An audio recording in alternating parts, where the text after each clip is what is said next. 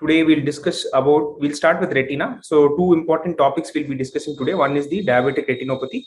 The second topic is FFA. Okay, so we'll be discussing about diabetic retinopathy and FFA today. So these are very important from the exam point of view. So before we start FFA, a few points about FFA. What is FFA? FFA stands for fundus fluorescein angiography. It is the study of the normal vasculature of the retina and the choroid. Okay, it is for the study of the normal vasculature of the retina and choroid. Okay, so you have to remember that the antecubital vein is the site of injection. We can either use 5 ml of 10% fluorescein, or we can use 10 ml of 5% fluorescein, or 3 ml of 25% fluorescein. So this also they have asked in one of the AIIMS questions. So we can either use 5 ml of 10% fluorescein, 10 ml of 5% fluorescein, or 3 ml of 25% fluorescein. The most common used is 5 ml of 10% fluorescein. So we have to know a few terms in FFA. Before we go to FFA and the images, I'll discuss all the terms which are important from the exam point of view. First, we have to know what is pooling of the dye. What does pooling of the dye mean? Pooling of the dye means accumulation of the dye in closed spaces. Okay, so the dye accumulates in closed spaces. Okay, so example, if there is an RPE detachment like in CSR, the fluid accumulation is in subretinal. Okay, RPE detachment in CSR, the fluid accumulation is subretinal. In a PED, the fluid accumulation is sub RPE. Okay, this they have asked. So the fluid accumulation is sub RPE in PED, and the fluid accumulation is a subretinal fluid accumulation in central serous choroidopathy. The second point we should know is what is a leakage. What does leakage stands for? So whenever the dye escapes into an open space, what is the open space we have in the eye? So if the dye escapes into the vitreous cavity, so in case of proliferative diabetic retinopathy, when the patient has a vitreous hemorrhage, the dye can escape into the open space, mainly the vitreous cavity. The third one is the window defect. So what is window defect? Window defect, remember, it is the early hyperfluorescence. This is due to the RPE atrophy. Early hyperfluorescence due to the RPE atrophy is called as window fluorescence. The next important one we should know is a block fluorescence. Where is block fluorescence seen? Block fluorescence is seen either because of a bleeding, okay, so blood or presence of either blood or RPE pigment which blocks the underlying retina is known as blocked fluorescence. Okay, the last one is capillary non-perfusion, which is non-filling of the capillaries. So with this introduction, we'll go to the slides. Okay, so you should know what is pooling, leakage, window defect, block fluorescence, and capillary non-perfusion area. So we should remember that we have the inner blood retinal barrier and the outer blood retinal barrier. The outer blood retinal barrier is formed between the zona occludens and the Bruch's membrane. Okay, the choriocapillaries and the Bruch membrane form the outer blood retinal barrier. The inner blood retinal barrier is formed by the choriocapillaries. Okay, so the intactness of the blood retinal barrier is tested in your fundus fluorescent angiography. So I told you the technique is through the antecubital vein. So what are the various phases? The first phase is the choroidal or the pre-arterial phase. Okay, so you can see that the choroidal vessels are filling up.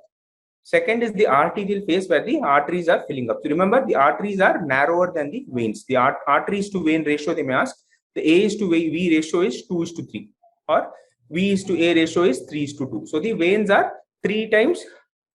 The ratio of the vein is to artery is 3:2. Okay, the veins are more wider or broader than the arteries.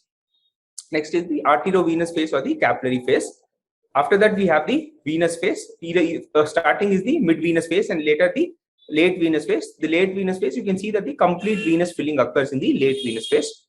Last is the recirculation phase or the late phase. So what did I tell you? Pooling of the dye. Pooling of the dye occurs in open spaces. So first is PED. PED, what did I tell you? The pooling of the dye occurs in the sub-RPE. Okay, sub-RPE, the pooling of the dye occurs in PED. In case of PED, so one more important defect in PED, what happens to the fluorescence? The fluorescence will increase in intensity. Fluorescence will increase in intensity, but it will not increase in size. not in size. So what happens in PD? The size remains constant, but the fluorescence will increase in intensity during the later phases. During the later phases, the fluorescence will increase in its intensity. Second is this CSR. What happens in CSR? CSR, because the fluid accumulation is in the sub-RPs, okay, subretinal space, the fluorescence increases both in intensity and size. So in CSR, the fluorescence increases in intensity and it increases in size. This is a very important differentiating points between CSR and PET. Okay. Another very important point is the appearance of the fluorescence in case of CSR. Okay. The CSR fluorescence is also known as ink blot.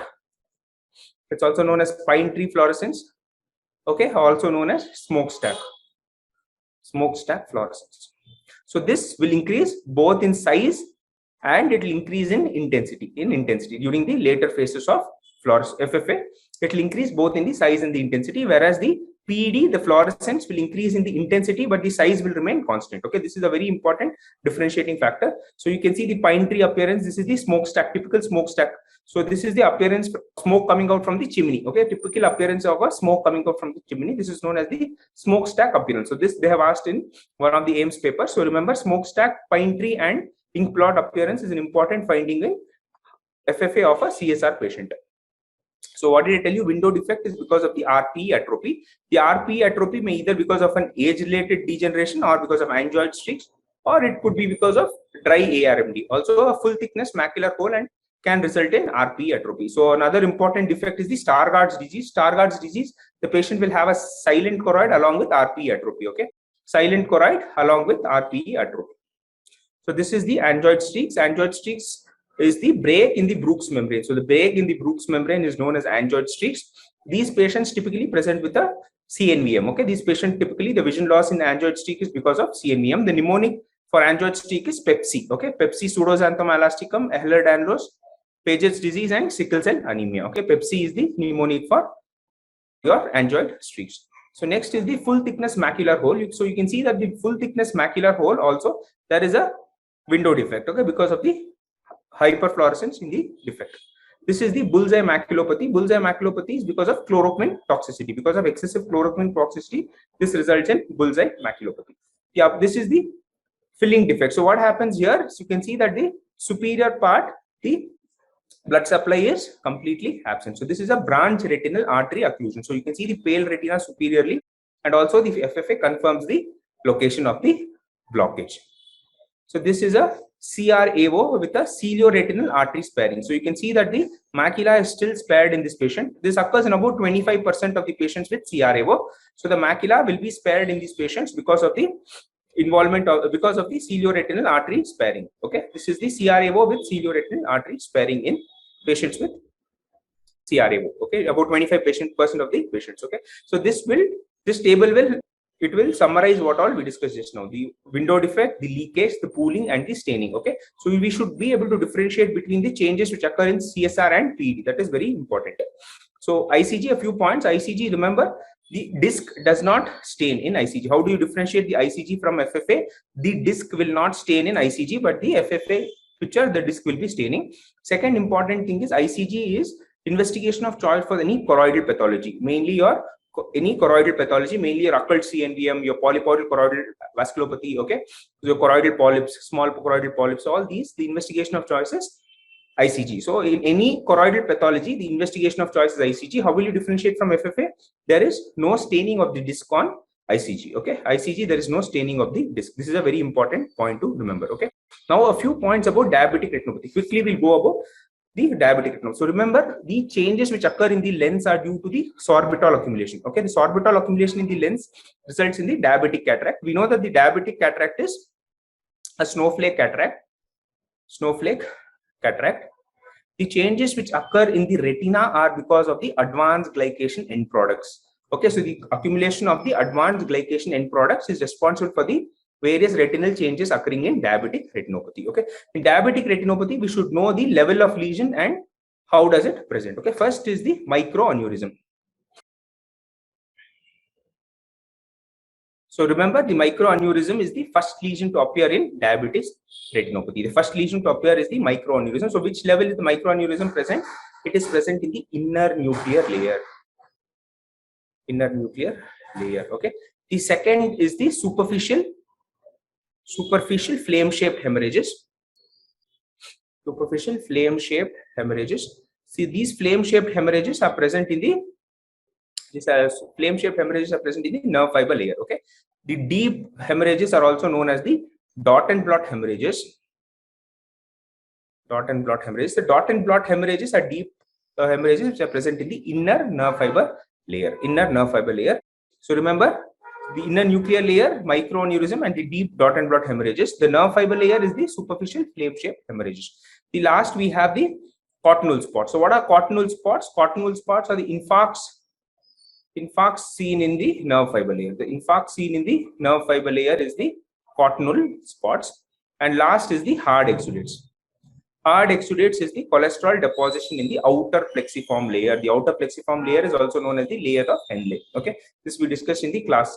So if you remember, the hard exudate accumulate in the outer plexiform layer of Henle. Okay, so these are the important lesions of diabetic retinopathy. So quickly we'll go through the question. So this is the vascular front. So this is suggestive of a presence of a vascular front is suggestive of a new blood vessel. Okay, this is if it is one disc diameter close to the disc, it is known as NVD. If it is away more than one disc diameter away from the disc, it is known as neovascularization elsewhere. So presence of neovascularization indicates the presence of a proliferative diabetic retinopathy. So presence of a new blood vessel suggestive of a proliferative diabetic retinopathy. So I told you the changes which occur are due to the advanced glycation end products. So there is loss of capillary pericytes. Okay, and yeah, so one more important thing you should know about the newer drug called lampalizumab. Okay, lampalizumab is the monoclonal antibody which inhibits the complement factor D. Okay, so it's still in the phase 2 trial. It's still not got any approval, but there you may get a question on this. Okay, lampalizumab. They have one of the AIIMS question they have asked about lampalizumab. Okay, INICT questions. Okay, so this is the ARMD. This is the dry ARMD, and this is the wet ARMD.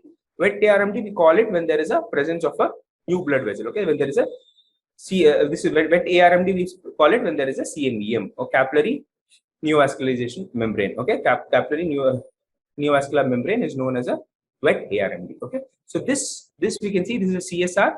There's a small PD associated. So typically you have the pine tree appearance or the ink plot appearance, which increases both in the intensity and size. So this is a CSR. Okay, this is a CSR. Next, we have hard exudates present within one disc diameter of the macula. The typical appearance on the FFA is the classical patelloid appearance. Patelloid appearance on the FFA. So this is the presence of fluid accumulation in the outer plexiform layer. There is a fluid accumulation in the outer plexiform layer. So this is known as the cystoid clinically significant macular edema. Okay, this is typically a feature of diabetic maculopathy. So we'll go to questions quickly. Okay, so this we got in the last NEET 2021, the recent NEET. So a patient, elderly female with a progressive diminution of vision. So this is the fundus finding. So what did I tell you? There is presence of hard exudates within one disc diameter. So this is a hard exudates in diabetic maculopathy. Okay, so what is the according to the ETDRS classification, it is called as clinically significant macular edema when there is a retinal thickening within 500 microns from the fovea, the presence of hard exudates within 500 microns of the fovea associated with retinal thickening, or retinal thickening within one disc of the fovea associated with hard exudates. So this is the classification based on the ETDRS. This slide, if you can take a screenshot, it has all the details. Okay, so this we have a patient who's a 73-year-old female who's a well-controlled diabetic who underwent a uncomplicated phacoemulsification. So now what we have a flower petalloid appearance. So what is this? This is a cystoid macular edema. Okay, this is a cystoid macular edema. Post cataract surgery, cystoid macular edema is also known as the Irving-Gass syndrome. So which is the level of the lesion? The level of lesion here is the outer plexiform layer. Okay, the level of lesion here is the outer plexiform layer. So next, all the following are acceptable treatments for this patient except. Okay, so remember these patients, typically we follow up the patients. We do not do laser at the first sitting. We give the patients topical steroids. We give the patient topical NSAIDs in combination with topical steroids. Follow up the patients. If it does not resolve within the 3 or 4 months, then we go ahead with the focal grid laser. So focal grid laser is not done in Irving-Gass syndrome, okay, or post cataract cystoid macular edema. So okay, here also we have a 60-year-old woman with diabetes and hypertension having difficulty in reading since the past 4 months.